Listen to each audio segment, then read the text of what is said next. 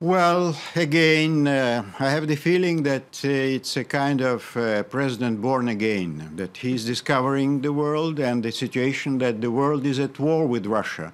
And at the same time, he has been in office for more than 12 years already.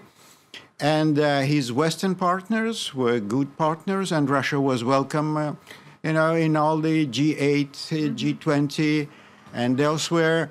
So I think I'm returning back to my first argument that now Putin is looking for the argument of Russia as being encircled and besieged as a fortress, as a new link and connection between the power and society. Because as Nikolai Gorshkov said quite rightly, in the situations of hardships, of necessary resistance to the outside pressure, well, what better argument than to rebuild this confidence between the power and the regime?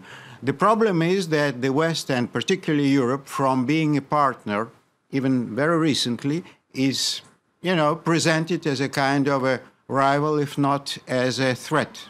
Will there be lasting damage, Nikolai Gorshkov, when it comes to business dealings, for instance? Well, let me first go back to this impact on consumers. Just a very quick example. I've just come back from Moscow, been driving around there. The price of petrol in Moscow before the start of the fall of the ruble was well over $1 per liter.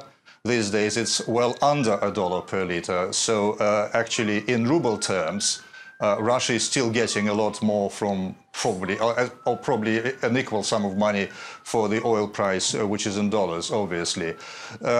Also, on Putin's balancing act, I think he's doing a very fine balancing act here between the hardliners and the liberals, because if you look at the capital flight, for example, from Russia, which is huge, it's not a sign of a totalitarian state at all, because under totalitarian conditions, the capital flight would have been stopped a long time ago. And one of his closest advisors to Putin was suggesting actually putting immediate brakes on the ability of people to take money out of the country. What Putin said today was quite the opposite, that he is offering a complete amnesty to anyone who is bringing money into the country. So he is not playing to any one extreme here. He is trying to balance things, and even in his language, vis-a-vis his Western partners, he's still using these words, partners, friends. He's not talking about enemies.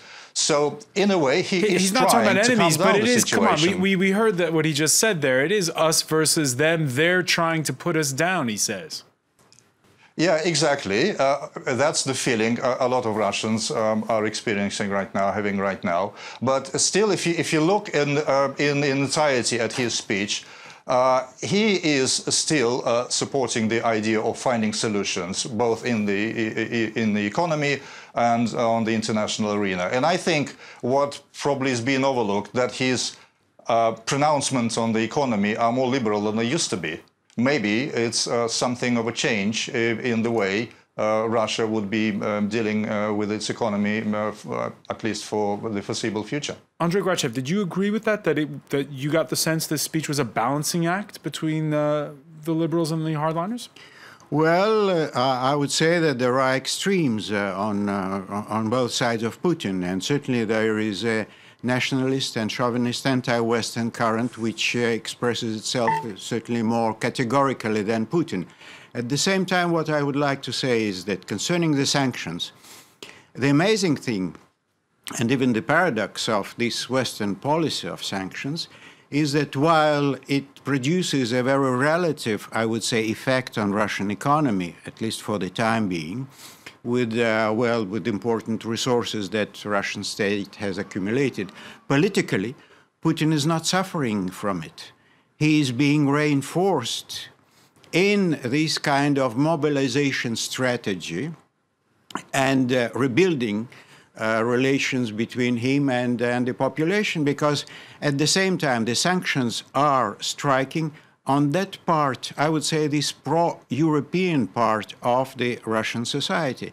It's this very tiny layer of the middle class that is being hit by these sanctions, with the rate of the ruble, with the limitations for the possibilities to travel and to afford this, I would say, modest level of prosperity that has been achieved and which politically, in a way, was representing Russia's European and democratic perspective.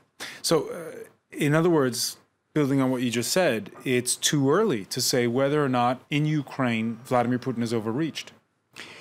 It's too early to say because I think that Putin's gamble is that in the short term, it's a kind of a poker game.